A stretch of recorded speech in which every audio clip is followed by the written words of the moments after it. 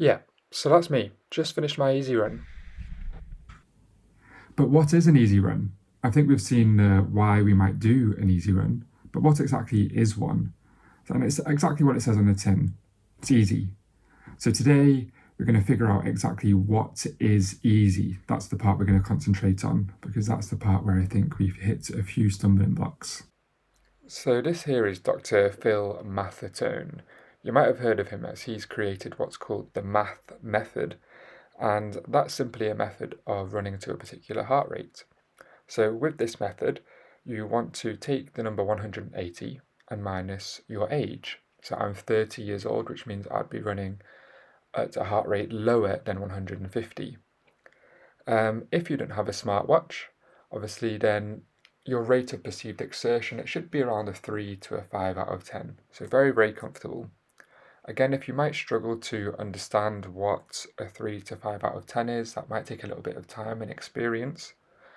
If you do run with somebody, then being able to have a completely normal conversation, regardless of if you're running up a hill, running down a hill, on the flats, a very, very comfortable conversation is exactly what you want to be aiming for, because it's really difficult to maintain a conversation when you're running at a very high heart rate.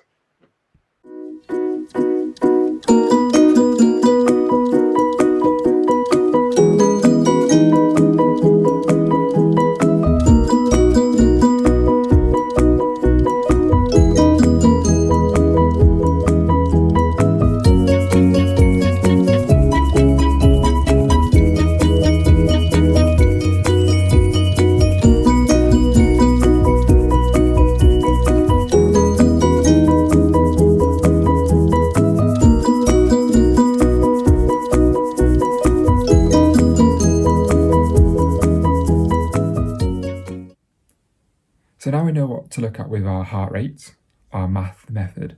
These are the best runs. These are the ones you just chuck a podcast in, some nice relaxing slow music, go out and just enjoy the scenery.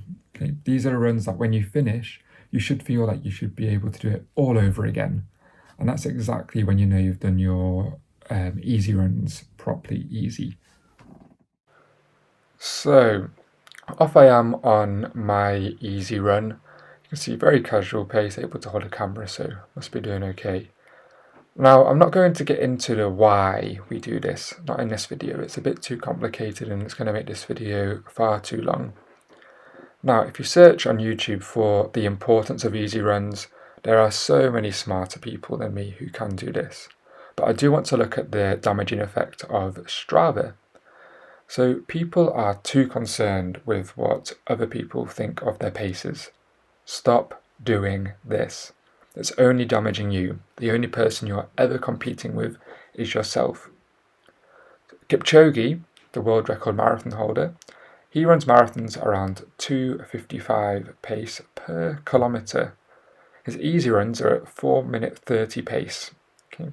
So he's almost going well over 90 seconds slower per kilometre. If you're running a 25-minute 5k as a PB, that means your pace is going to be somewhere in the region of 6 minutes 30 per easy kilometre. So much, much, much slower. And I still think people are going out far too concerned with what other people might think of their paces. And nobody cares about your paces. Just only worry about you.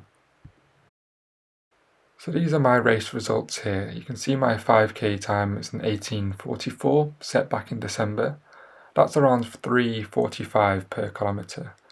And then if we look at my easy run from yesterday, I'm averaging around 5:25 per kilometre, which equates to almost 80 seconds slower for every single kilometre I'm running.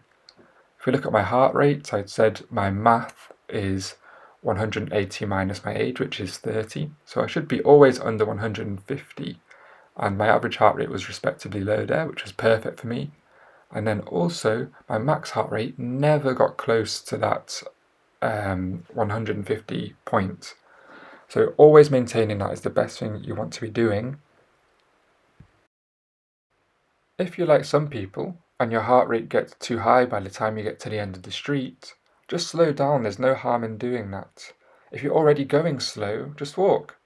When I run on trails, I'm still not very well equipped to doing them.